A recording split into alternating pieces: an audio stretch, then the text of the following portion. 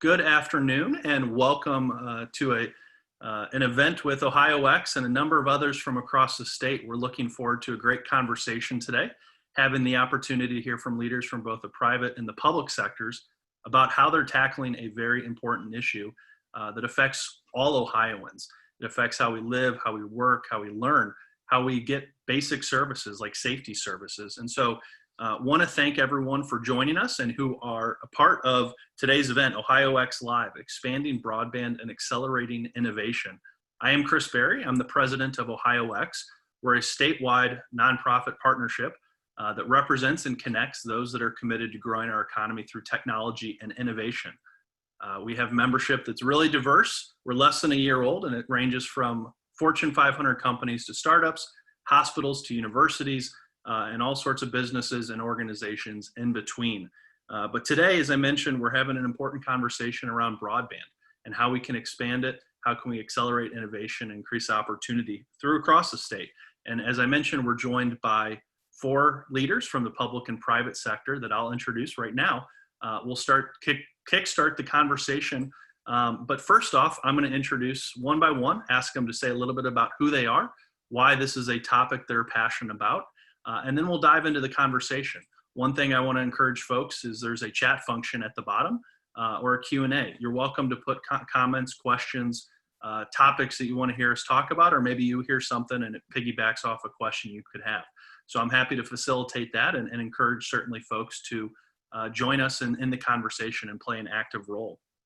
But first up, we have as our first guest, at least on the top left from my screen, is Trint Hatt. Trint is the Director of Legislative and External Affairs for AT&T Ohio, with responsibility for developing and implementing strategies to advocate for the company's positions to local and state elected officials on a wide array of topics. A native of London, Ohio, Trint began his career in the Ohio House of Representatives, where he served as the senior legislative aide to the House Education Chairman. He then went on to lead government affairs for the largest statewide organization, representing 300 plus charter schools, sponsors, and management companies in Ohio. Trint graduated from Capital University, which is in Bexley, and is a former member of the London City Council. He currently lives in Hilliard with his family. Trint, thank you for being here.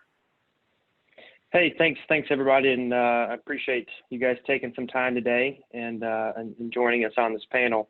Want to just say, thank you to Chris and the OhioX team for putting together this very timely panel. Obviously, want to thank Representative Carfagna, Kyle Richardson with FirstNet, and Charley with OTA for also serving on this panel with me.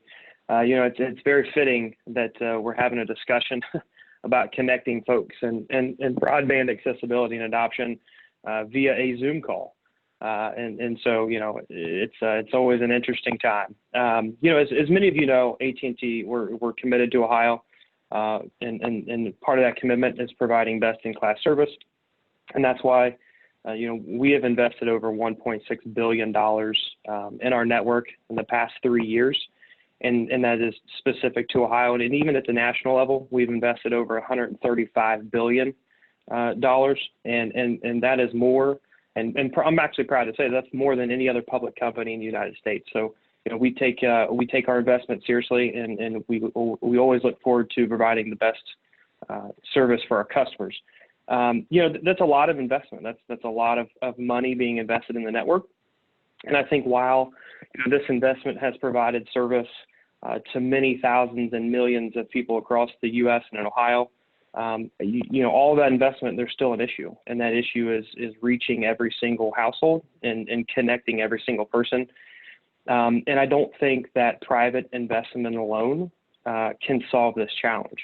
There's always been a quote unquote homework gap, a digital divide in Ohio and obviously across the U.S. And it's always been something that, and Representative Carfagna knows this, he's been working on this issue since he came into the legislature. This has always been something that's been there, but I think the pandemic has just exacerbated this issue. It's so instrumental to our lives now that you have to be connected to be, connected to your communities, to participate in the economy right now. And that's why it's so important that we have, Representative Carfagna and others working to address this accessibility issue and try to incentivize, private investment. We're very thankful for House Bill 13 and what Representative Carfagna is doing and has been doing over his time in the legislature, and that is helping to incentivize the private investment in these areas and helping bridge that investment gap, and then also removing some of the barriers that providers face. And so House Bill 13 is a very important tool in that toolbox. But it's extremely important, and I think it's very right to focus on the accessibility piece and connecting people, getting access to the internet.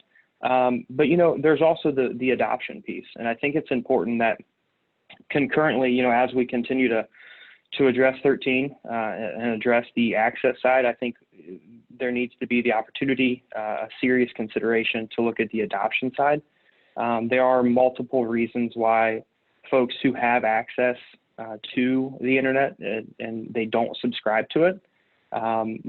There's been surveys done at the national level that has shown that digital literacy is an issue. The cost and affordability of whether it's the service, paying for the internet or paying for the device to connect to the internet, and there are a multitude of other issues. And so look, I think as we continue to move through this year, hopefully get House Bill 13 across the finish line, I think we should also kind of shift our focus a little bit and look at this adoption piece and how we can also help that side of things. At a micro level, AT&T has been very successful in the Cleveland market at helping address this digital literacy piece. And look, I think it's a very important thing that the state look at and possibly look at doing some sort of statewide adoption, broadband adoption plan that can work with the local nonprofits, the local entities in those areas to help address the barriers that may or may not be there. So I look forward to the discussion today, and I'm sure it's going to be a lively panel with lots of questions. So I look forward to engaging with you all, and Chris, appreciate you having me on. Well, thank you, Trent. And next up, we have State Representative Rick Carfagna. Representative Carfagna is currently serving his second term in the Ohio House of Representatives. He represents the 68th House District, which includes the eastern half of Delaware County and all of Knox County. Prior to the state legislature, he was a township trustee for a number of years. He also worked for Time Warner Cable from 2002 to 2017, where he oversaw legislative and regulatory issues at the local, state, and federal levels. During his time in the legislature, Representative Carfagna has worked to accomplish a number of important policy goals, such as improving access to broadband internet, providing help for those who suffer from mental illness, enabling more computer science classes in Ohio schools, and reforming Ohio's public retirement systems. Representative Carfagna, thanks for joining us. Thank you, Chris. I appreciate the visibility that you're providing today, not just to this issue, but also to House Bill 13. As Trent indicated, it's a bill that I've been working on. I'm in my second term now, so we're closing in on 4 years in the legislature, and this is something that I came in with on day one, because I understand that high-speed internet, it's the great social equalizer of our time. And I'm not exaggerating when I say that, because it brings together a wide variety of cultural, economic, educational, and social resources to all of our communities. And we've seen that, we're seeing the disparities laid bare, especially during this pandemic. Even prior to the pandemic, I was the subcommittee chair on higher education. We had the Ohio Library Council come in and testify. And anecdotally, one of the observations they made was that there was, in particular, one library down in Athens County, for example, that over half of their Wi-Fi usage occurred when the library was closed. Now think about that for a minute. These are people who are driving up, parking in the parking lot after hours, and they're there so their kids can do their homework. They're there so they can check their email or look for jobs or apply for jobs. I mean, good luck trying to apply for a job anymore without doing it online. And it's gotten even especially worse during this pandemic, because we've taken away that fallback option. Because traditionally, the folks that didn't have access to broadband, they would go either to their library and use a computer lab there, or they would go into, you hear about the proverbial McDonald's or the coffee shops where people would go and do their homework or take their tablet and still be able to get things done utilizing the free Wi-Fi. Well, guess what? During the shutdown, we took away both of those fallback options for these people to add insult to injury. We saw during this pandemic, you can't work from home if you don't have a high-speed internet connection. Your children cannot participate in virtual learning through their school if they don't have a high-speed internet connection. We have heard about the proliferation of telehealth, especially during this pandemic. A lot of really great stories to talk about with the adoption of telehealth and what it's doing across the state, particularly with behavioral health resources. But guess what? If you don't have a high-speed internet connection, it is a wasted resource. One stat with particular to telehealth that just blows my mind. In 2019, last year, nationwide children's hospital, this is just one of the children's hospitals here in our state, had a total of, I got to cheat, look at my notes, I'm so used to using this, 19 telehealth consults in all of last year, 19. Up into around late spring of this year, they were over 50,000. To go from 19 in 1 year to over 50,000 in half a year just shows how dramatically it has risen. But again, it's a wasted resource in a lot of these areas that are already without a variety of healthcare providers. That's where it's needed the most. And then with the unemployment in this state during the pandemic, you can file for unemployment one of two ways. You can call and take your chances with the call center, or you can do it online. And if you do it online, you can do it at all hours of the day, 24 hours a day. You're not beholden to any office hours. We took away that option for those who didn't have broadband service. And then finally, we're in a presidential election year. We saw, especially during the primary, where we went to an all absentee ballot campaign, voting system. And you can download an absentee ballot application very easily from the Secretary of State's office or your local board of elections. But not if you don't have a high-speed internet connection. It was very simple. I downloaded it here at my house, filled it out, sent it in, got my ballot, filled it out, sent it in. It's just one more complication. As you alluded to, Chris, a lot of this is colored by my previous career. Before I arrived in the legislature, I spent 14 years at Time Warner Cable, and a bulk of my job was to serve as a company liaison to hundreds of communities throughout Central and Southeast Ohio. And so I would actually go to a lot of nighttime meetings in the townships and the villages and the cities, and I would talk with local officials. I would talk with residents, and the most frustrating conversations I would have would be, look, your plant, is in our community. It goes down, this particular street, but we've got 3 houses at the end of the street that would love to have your service and can't get it. What can you do? Or, how hard would it be to extend your plant, just one more street over to pick up another cluster of homes? And, we would have our engineers go and take a look and run the numbers and see what could happen. And sometimes we could facilitate it. More often than not, we couldn't, because there were just some economic hurdles that we just simply couldn't justify. And just, it's an awful conversation to have, Chris, because these are people who want to pay you. They want to purchase your product, and you have to say no and turn them away. And then I also had perspective as a Genoa Township trustee here in my own community. I did that for 7 years. I'm in Southern Delaware County. And I surprisingly found a number of pockets within my own community. This is one of the most affluent areas of the entire state that lacked access to broadband service.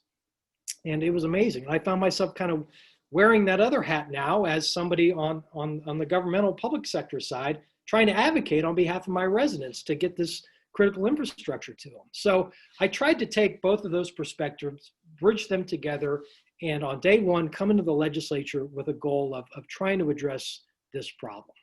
And, I introduced House Bill 281 in the last General Assembly, which we got out of the Ohio House with 92 votes, and I was incredibly proud of that. But it was a very small scale bill. I was a freshman legislator. I did not want to come in as the new guy and ask for a moonshot type program of billions of dollars to fix a problem and get laughed out of the room.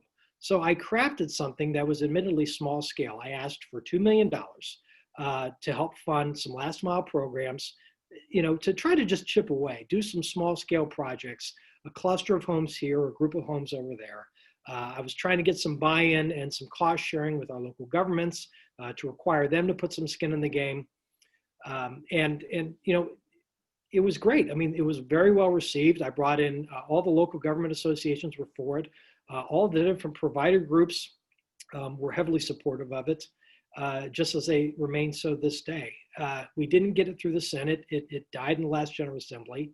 And I'm very proud that we were able to simplify and amplify it in this General Assembly. And we'll talk about that a little later, but we've got some real money now behind it to the tune of $20 million. And the game changer, frankly, is this new administration that we have under Governor DeWine and Lieutenant Governor Husted. They understand the problem. Well, I don't want to talk too much about it, but you know, they crafted the Ohio Broadband strategy. I have a copy of it right here. They've done a number of initiatives to help improve access to this infrastructure, but you know, we've got to get more permanent infrastructure out there. We've done a lot with hotspots, 50 million in CARES Act dollars to our schools. But you know, it's not sustainable. I mean, it's something that addresses the immediate need. Well, we've got to get permanent infrastructure out there. It's got to be a private solution so that, you know, these companies can continue to innovate and make the upgrades and all the necessary capital investments that they need to do.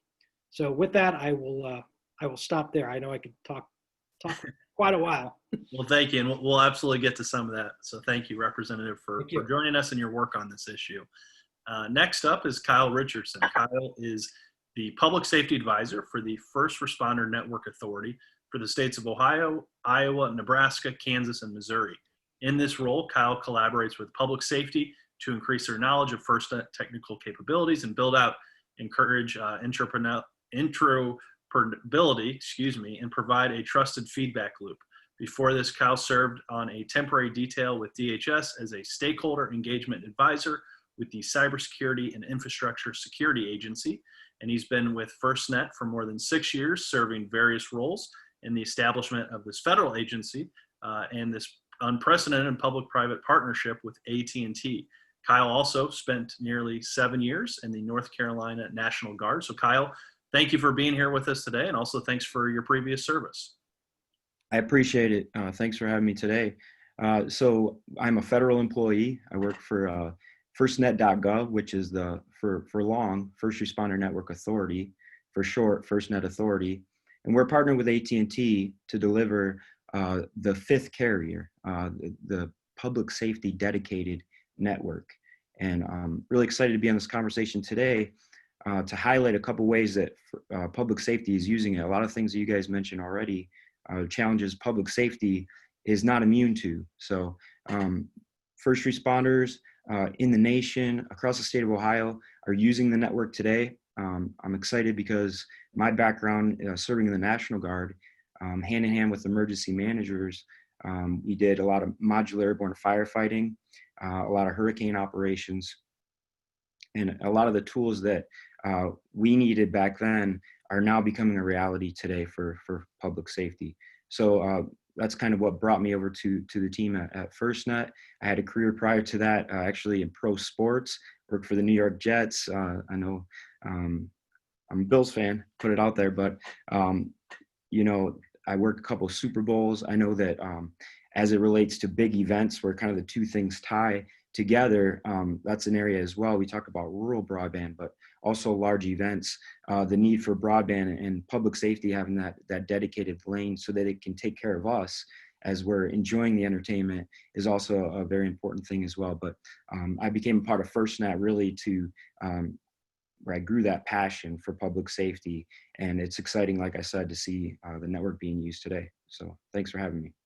Well, thank you, Kyle. Glad you could join us. And last but certainly not least is Charley Moses. Charley is the president of the Ohio Telecom Association, the OTA. The OTA is an association of 44 telecommunications companies who provide a wide range of telecommunication services. The OTA also represents more than 100 associate member companies who supply goods and services to the telecommunications industry. And prior to his appointment as president of the OTA, Mr. Moses was senior vice president for Paul Worth Associates, and he spent 6 years managing the government affairs operations for GTE in Ohio, and 9 years in various positions in Washington, D.C. He's the Ohio State University graduate, and football is just around the corner for the Big Ten. So, Charley, thank you for being here, and looking forward to what you have to say with all your experience and expertise on this topic and telecommunications more broadly. Charley, you're on mute. There we go. Thanks for having me. It's an important discussion, and it's the timing couldn't be better given what's happening out in the world. The OTA, as you said, 44 telecommunications companies. Most of them come from the local exchange carrier background, the telephone companies, the Ma Bells, if you will, as you knew of them as you grew up. All of those companies now are broadband companies, whether they're wireless or wireline. They cover the entire state of Ohio. We've invested billions of dollars in the network, as was stated before, about $1 billion a year, if you can believe that. I mean, the numbers get astronomical after a while, but about $1 billion a year go into the network in Ohio, just with our companies, and that's not cable and some of the other wireless companies. So there's a massive investment happening here, and we're trying to provide the best service we can for all of our customers. Our association used to be an association of collaborators. We had separate territories. We worked together because everybody sort of got along to get along. That's changed. We're obviously in a competitive marketplace now. All the companies compete with each other. Boundaries don't matter. And as you think about the economics of the broadband network now, the public switch network was built on boundaries. We don't have any boundaries now. It's a total change of how the economics of how these companies run, given their customer base. So you couldn't have a more crystallization of what we're facing than with this pandemic. It's changed everything, as everyone has said before me, but it really has sort of frozen in time where we are and where we need to go. We're going to be in this for a while, and every service that we, whether it's business or entertainment or education, it is all based upon how we connect to each other. It's like the highways of the 50s. This is no different. And I'll stop here, but I think House Bill 13 is one of the most important pieces of legislation with regard to telecom in Ohio that we've had in some time. And I'll get into that later once we talk a little bit more about House Bill 13. Well, thank you, Charley, and appreciate you being here. And that's probably a good segue so I've now heard a couple of folks mention it, but maybe Representative Carfagna, if you could talk a little bit about, you shared the passion behind it and how you came to see the issue firsthand, both in your job, both in as a state representative and public servant. But maybe if you could outline a little bit about what House Bill 13 will do, why it's important, and how it was built, and what you hope to achieve with it. Sure. Well, it differs a lot from the last iteration. Like I said, House Bill 281 was the first version of this in the last General Assembly. And actually, when I reintroduced it this go around, I reintroduced it the same way. And what I had asked for initially was $2 million in unencumbered funds from Developmental Services Agency. So they administer a variety of development type grants and programs and financing. And they've got a lot of sacred cows. And I said, look, you find me $2 million from among all the different funds you administer in unspent dollars, cobble it together, pull it together from different funds, and you find me $2 million. That's what I'm asking for, and I think it'll prove its worth over time. I had also asked at the time for basically these projects to be vetted through our local governments. I kind of wanted them to put out the request for proposals. They were in the best position of realizing what streets and what areas they wanted to target, knowing you weren't going to get 100% build out. I dramatically changed the legislation for several reasons. I mean, first being, in talking with our local government groups, I realized that a lot of this wasn't going to be terribly practical. A lot of our smaller, more rural communities where this infrastructure is the most needed aren't necessarily the most sophisticated or have the expertise to administer what we were asking them to do under this bill, nor were they in a position to come up with any kind of a cost share that would have been necessary under the bill. So I took that to heart. And then, like I alluded to, the administration, really, this new administration came in, Governor Mike DeWine, Lieutenant Governor John Husted, and one of their campaign platforms was expanding broadband access. And, the governor's team, met with myself, and they looked over my bill and they said, look, if we're going to do this, let's do it. Let's be aggressive. Let's be ambitious with it. Let's not just try to chip away at the problem. Let's try to do something a little bit more meaningful, which was great. That's music to my ears. I didn't want to get, kind of laughed out of the room by, again, trying to come up with some kind of a moonshot type program. So they, to their credit, found $20 million in a line item under DSA, Developmental Services Agency's budget. And they said, if we can get this legislation passed, this General Assembly, we are willing to provide $20 million for fiscal year 21. So we're in fiscal year 21 right now. $20 million towards this effort. Now, is that enough to cure the problem throughout the state? Of course not. We know it's going to take hundreds of millions of dollars, if not, into the billions to, really capture full build out or at least attempt to. But $20 million for last mile projects is going to provide a heck of a lot of build out in the short term. So we really believe that we have a window of opportunity to take advantage of, especially with revenues dwindling the way they are. We've had to make numerous cuts in our state's budget, but this 20 million has survived and it is still there. And again, if we can get this program passed, get the legislation passed, get the program up and running, get the rules administered, get it in place, we know that this is something that our private providers will take advantage of and make applications for. So how it's administered, we took it and we simplified it. Instead of having anything go through the local governments, we are just making a direct application required through, it's currently through the Department of Commerce. We are going to change that back to DSA. I had it originally at DSA, we moved it to Commerce, we're gonna move back to DSA, but they will administer it. It's technology neutral, Chris. It doesn't play favorites. It doesn't cater to wireline versus wireless. Whether you're a cable company, whether you are a telecom company, a fixed wireless provider, a satellite provider. We know the rural co-op electric cooperatives are looking to get involved in this space through some of their affiliates. And in talking with them, they know that some of those affiliates would qualify because they're telecommunications companies. So there are a lot of people operating already in this space that are already entering this space that will be able to have a bite at the apple, make an application. But what we want to do is prioritize this going into unserved areas first. And again, I want to stress, and I don't know that I have, this is strictly a residential broadband expansion program. We've done a lot of things over the years as a state to, promote broadband here and there, but those were always in terms of fiber optics for economic development purposes or for higher education or for research and development. We have never made an investment in this state at something just more fundamental of getting it to people's houses. And so that's what makes this program fairly historic, is that we want to get it to the so-called the Bob and Betty Buckeyes of this world, so that kids no longer have to go to grandma's house or go to McDonald's to do their homework. They can do homework in their own home, in their own bedroom. Something that we quite frankly take for granted. It's going to promote so much economic stability and growth in our areas. You think about the elusive 25 to 34-year-old demographics. They grow up in small towns, they go to school, and then they leave and they don't come back.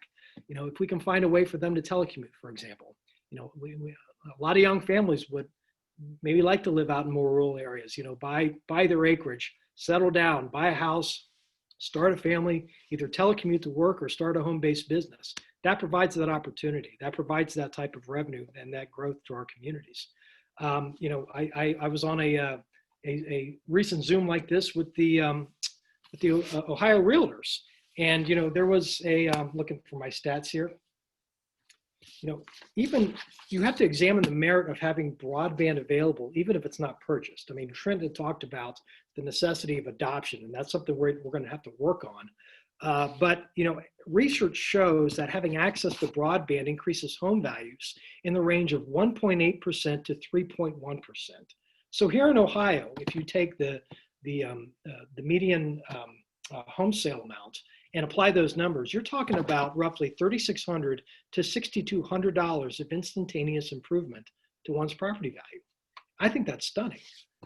So it just shows there. I mean, there are so many applications. We've talked about it already. We've talked about educational opportunities, going to school from afar, getting your college degree from afar, job training, telehealth purposes, agriculture. We haven't even talked about that, all the different applications. But in any case, what we are asking the providers to do is to put forth an application it will be DSA.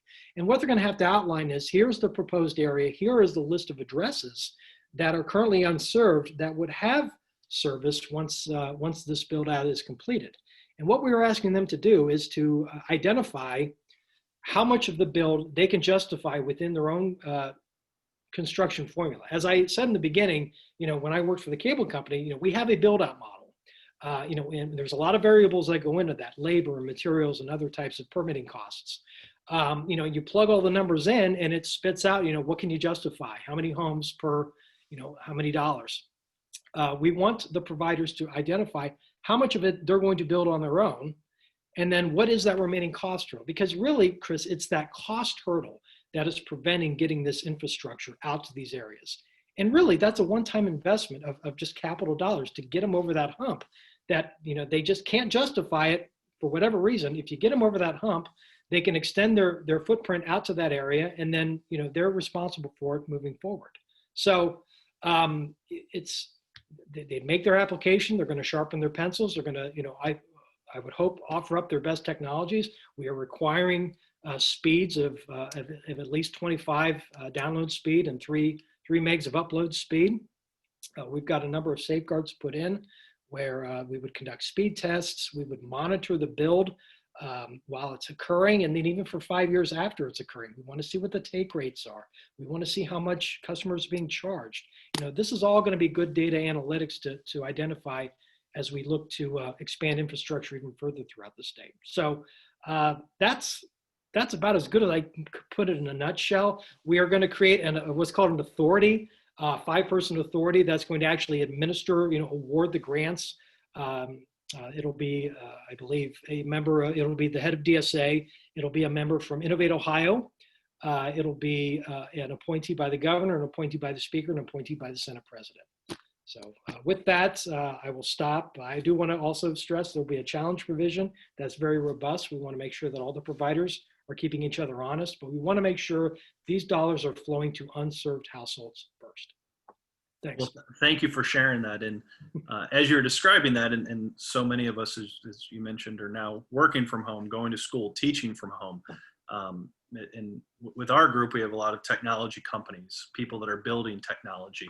I came across recently, I think it was a tweet on Twitter, but it was someone that worked at Spotify, and they were saying this gentleman was living in Sweden, and it was a picture of him at a remote cabin, next to some beautiful water in Sweden, out in the middle of nowhere. And he posed the question of, why does Sweden have so many successful startups that have unicorn status, so over $1 billion valuation? And he took the rationale, for this tweet and this message was he took a photo of the internet speed, where he could be out in the middle of nowhere, living in this beautiful part of his home country. But it was like he was in downtown Stockholm and working and being able to build his technology in his company. But with that, Trent, I'll perhaps kick it over to you. One of the things that was mentioned a bit earlier is the idea of availability versus adoption. So first, it has to be made available, but then 2, people have to be able to get on it and be able to utilize it. So curious on what you and AT&T are working on in this realm. Yeah, no, and listen, I think Representative Carfagna hit the nail on the head. The first thing that we have to address as a state is the access piece of this, right? I mean, we can't move forward as a state, especially during the pandemic and doing everything virtually, unless folks have access to the internet. So House Bill 13, what he is doing, again, we applaud him, thankful for all of his work on this. And then pushing in order to get everybody access to the internet. The other piece that I spoke to earlier is alluding to the adoption side of things. And Chris, I sent you a graph, if you wouldn't mind sharing it for assuming everybody can see it now. Hopefully everybody can see it. What this graph shows, and I think this is an interesting graph.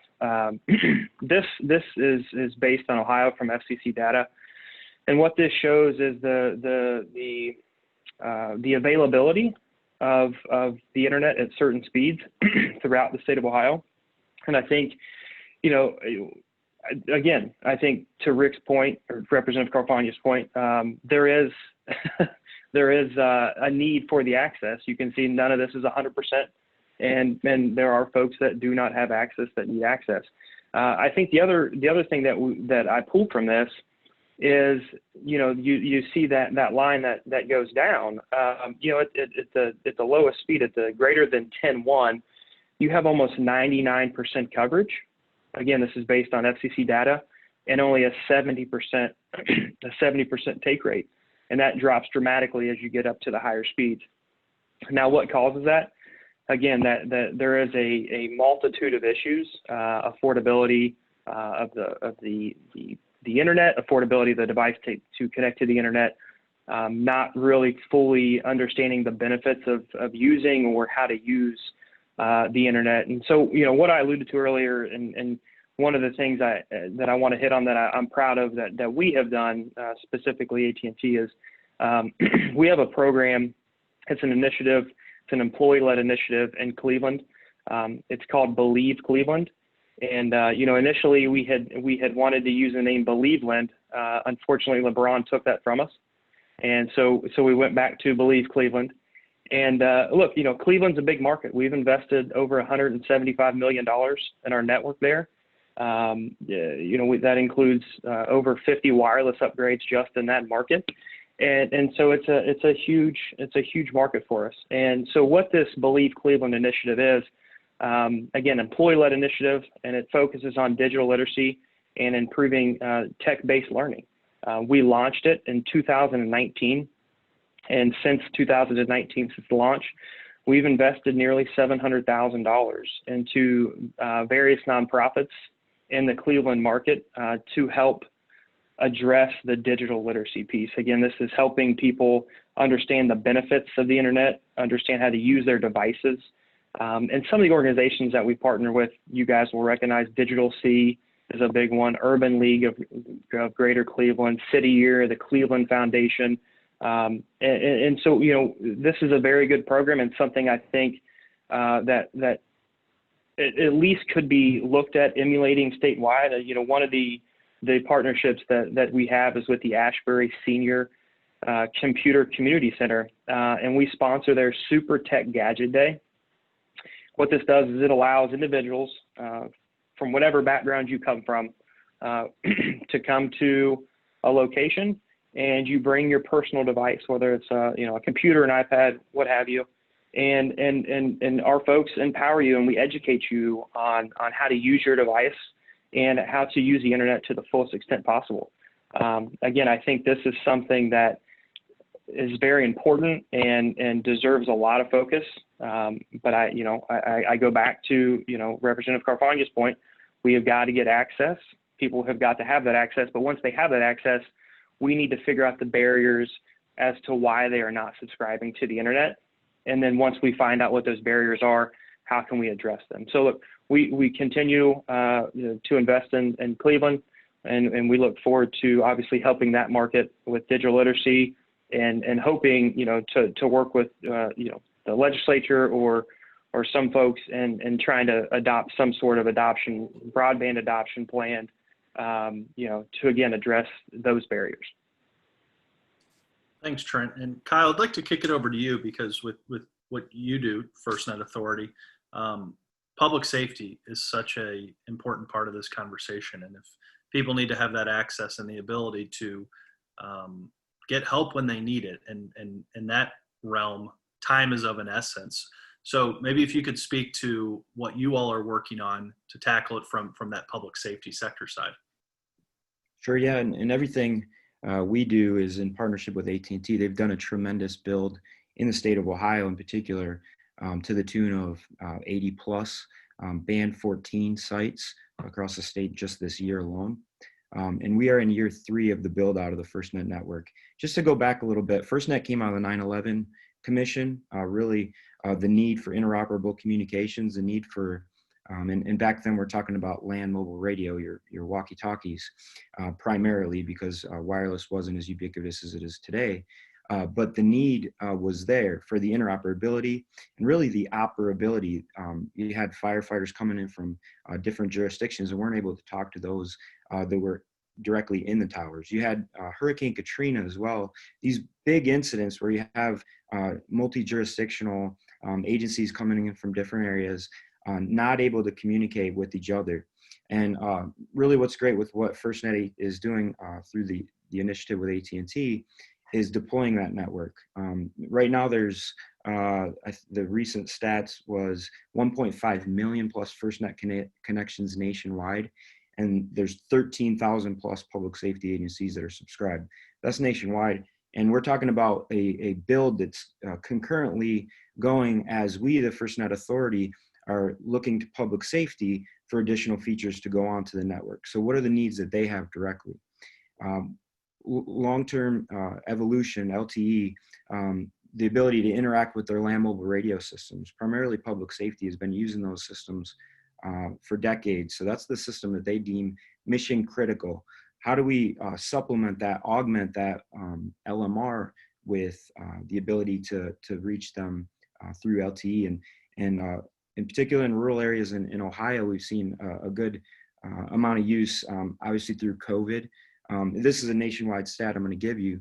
We've seen 2 times the use of data during COVID. So through the months of, I think it was March to May of this year, first responders are using 2 times the amount of data that they were using prior to COVID. So the need for a nationwide public safety dedicated network is more than ever today. And you want, as a member of the community, you want your first responders to have the best tools available to them. In the state of Ohio, a couple agencies I want to call out in some of your more rural areas of the state. So Meigs County down southeast, they're using FirstNet through EMS to really help improve that continuum of patient care.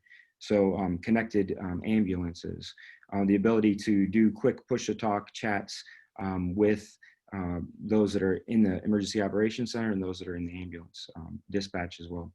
Stark County Sheriff obviously has a mid-sized city in Canton, but you have a lot of areas outside in Stark County that are very rural.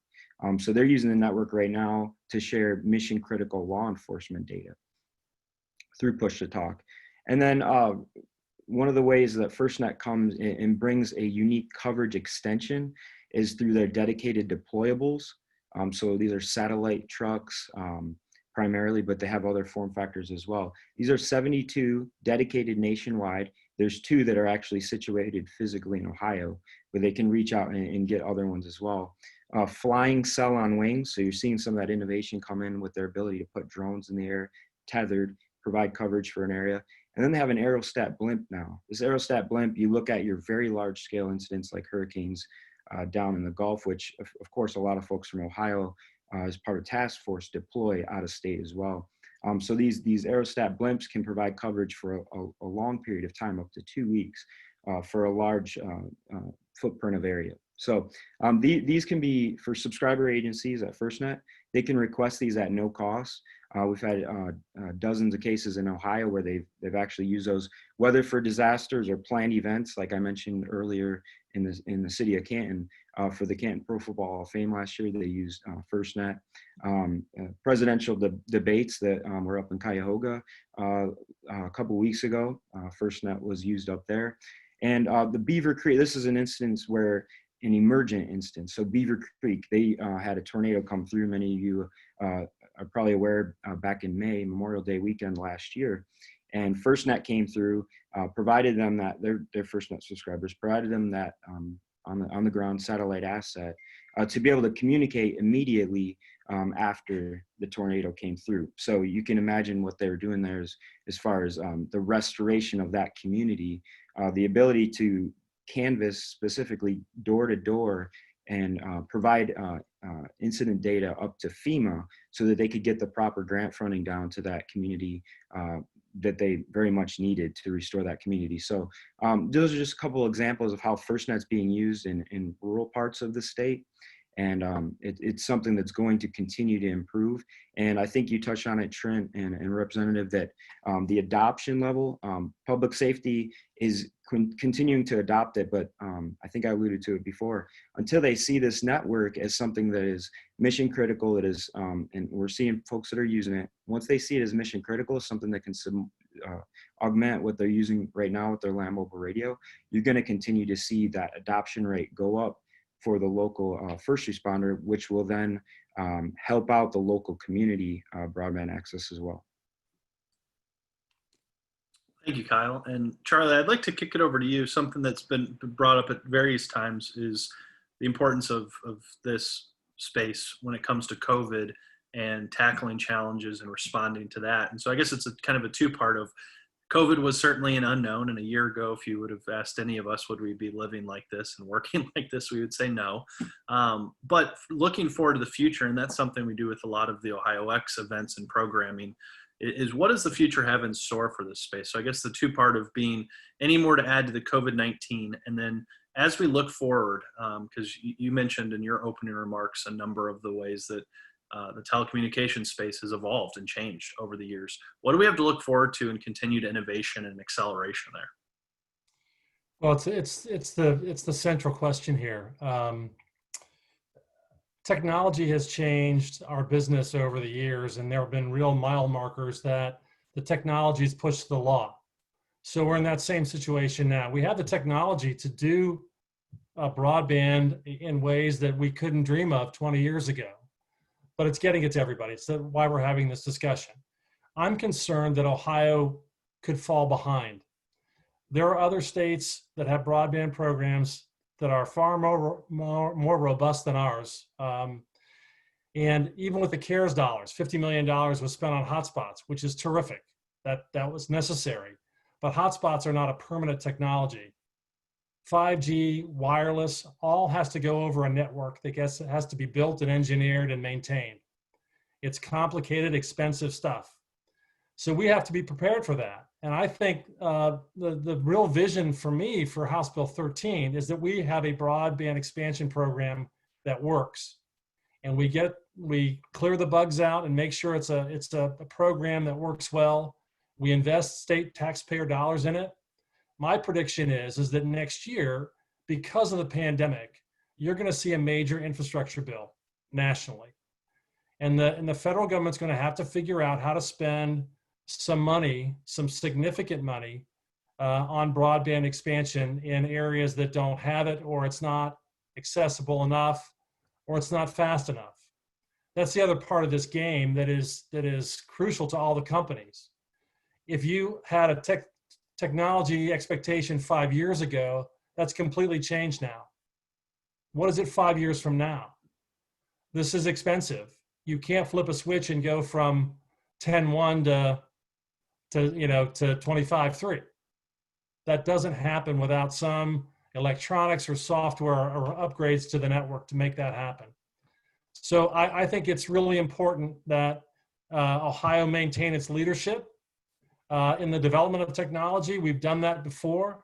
I think House Bill 13 gives us the opportunity to do that, to set up a program in Ohio that works and takes advantage of the federal money that I believe is going to come. I think the technology, and I think the pandemic, and now the consumer, we know that we need this.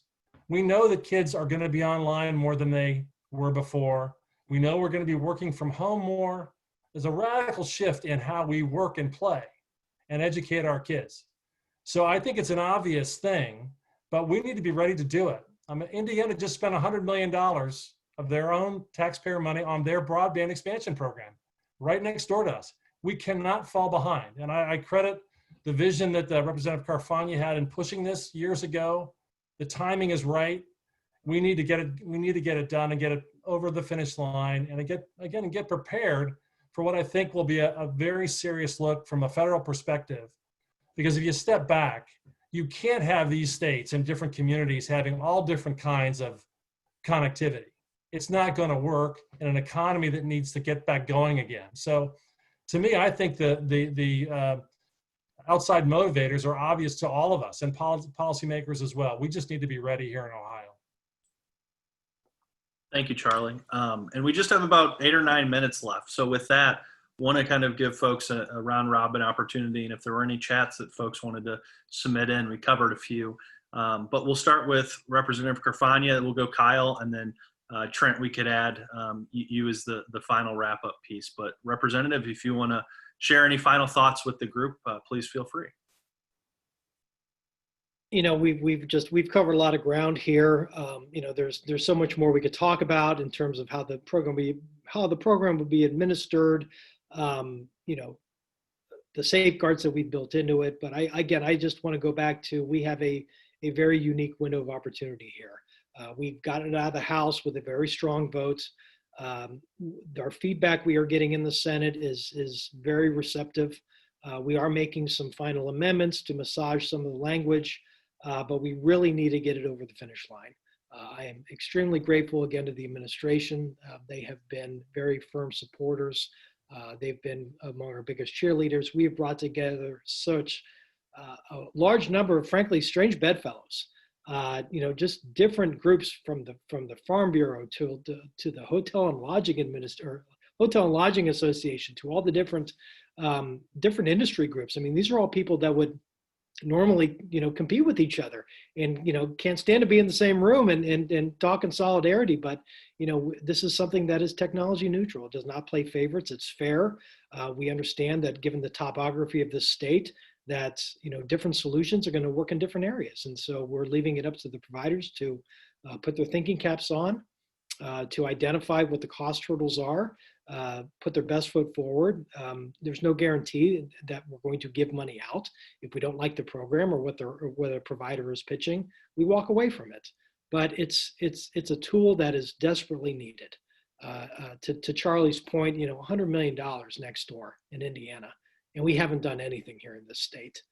It's a crime. I mean, we've got 1 million Ohioans that lack access to reliable internet service. We have 300,000 households that have absolutely no internet option whatsoever.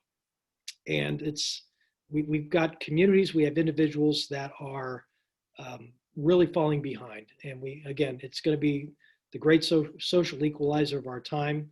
I'm grateful to folks like Trent, Charlie, and Kyle, and yourself, Chris. I mean, anyone that's taken an interest and given us a lot of constructive feedback on the bill.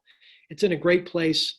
It's ready to go. We've got to get it across the finish line. And I would just reemphasize to everyone on this call, talk to your senator and just stress the need. I mean, anything we can do to validate that it has to be an issue that we take up in the lame duck session it's critical. And that goes for leadership as well. You know, letting them know that of all the bills, of all the things you're looking to get done over the next couple of months before we hit the reset button, that we cannot let December 31st come without getting this out of the legislature and onto the governor's desk. Great. Well, thank you so much. Kyle. Yeah, I just want to point a few things out to your members. Our role is to manage a contract with AT&T. But we also look at this reinvestment piece of it. There's $18 billion of reinvestment that were put into the law which created FirstNet. But it's certainly not just monetary. So we also have multiple partners on the government side, federal, state, local, tribal, vendor companies, and we're seeing a lot of the public safety technology ecosystem.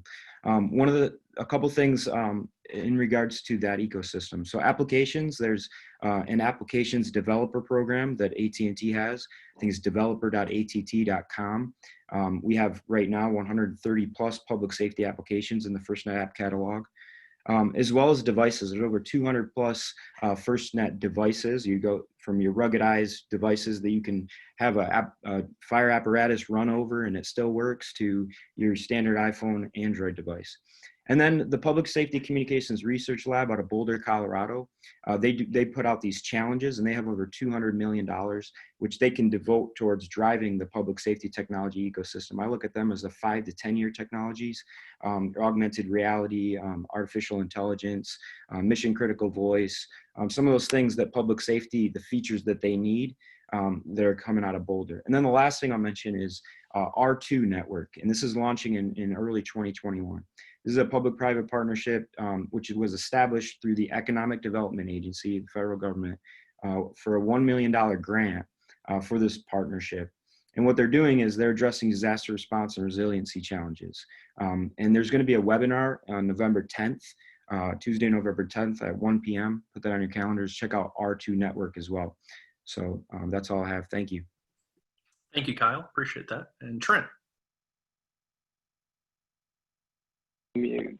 There we go. I was still stuck on mute. You'd think as many times as we've done these the last 8 months, I could figure out the technology side of this. Listen, I appreciate everybody's time. I think this was a great panel. I can't give enough kudos to Representative Carfagna for what he is doing on 13. 13, it should not be siloed as this is the only thing we can do. 13 is a great tool in that toolbox. So, you have 13. I think it does some good things. But there's stuff that Charley alluded to earlier at the federal level that could be done. I think we are going to see some sort, or the possibility of seeing some sort of significant funding that can come down. And as part of that, the one thing that I think at the federal level that they could focus on is another tool in that toolbox, and Representative Carfagna knows this, to reflect better accuracy in our FCC mapping.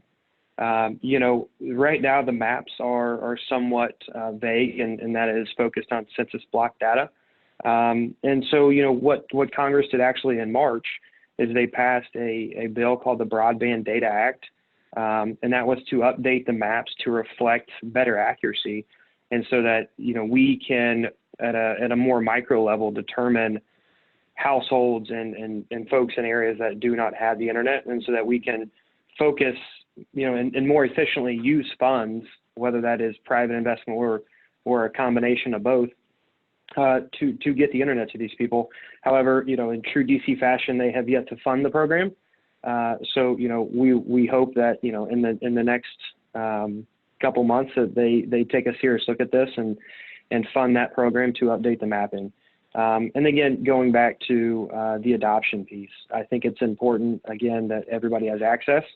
I think we need to update the maps, and then I think we need to look at some sort of adoption plan at helping people understand the value of using the internet and help them use their devices correctly. And Chris, your group is going to be, I think, or could play an intimate role in that. You guys are the innovators, the tech leaders, and so I see a lot of different tools to achieve this great goal that everybody has access and uses the internet. So again, I appreciate everybody's time. I think this was a great panel, and look forward to getting House Bill 13 across the finish line, and moving forward into next year. Well, thank you, Trent, and that was perfect because we're right at 2:59. So we always try to get people ready for their next hour Zoom calls and meetings. But want to thank everyone, Charley, Representative Carfagna, Kyle, Trent, and your organizations for sharing what you've been working on, why this issue is important, what's going on in the state, and the opportunity to fill a gap that is there, to increase digital inclusion all across Ohio, and then get people on it and using when that does become available. So thank you to everyone who attended. Thank you to our panelists. Really appreciate your time. Thanks for following along with OhioX. We have tons of events and programming like this. You can go to ohiox.org to check it out, and we hope to see everyone soon. Thank you so much for being here with us today. Bye-bye. Thanks, Chris. Thanks.